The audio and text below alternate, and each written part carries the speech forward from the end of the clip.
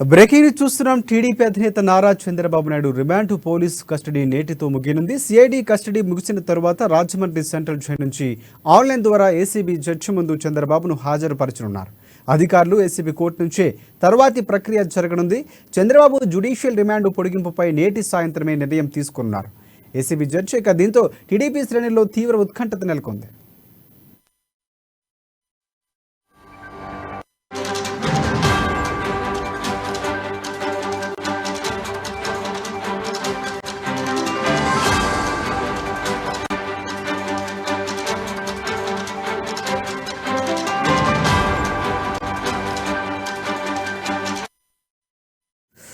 Breaking news చూస్తున్నాం. TDP అధినేత Nara Chandrababu Naidu remand police custody నేటితో ముగినుంది. సిఐడి కస్టడీ ముగిసిన తర్వాత రాజమండ్రి సెంట్రల్ జైలు నుంచి ఆన్లైన్ ద్వారా ఏసీబీ జడ్జి ముందు చంద్రబాబును హాజరుపరచనున్నారు.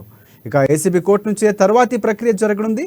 చంద్రబాబు జ్యుడిషియల్ రిమాండ్ పొడిగింపుపై నేటి సాయంత్రమే నిర్ణయం తీసుకున్నారు ఏసీబీ జడ్జి. దీంతో టీడీపీ శ్రేణిలో తీవ్ర ఉత్కంఠత నెలకొంది.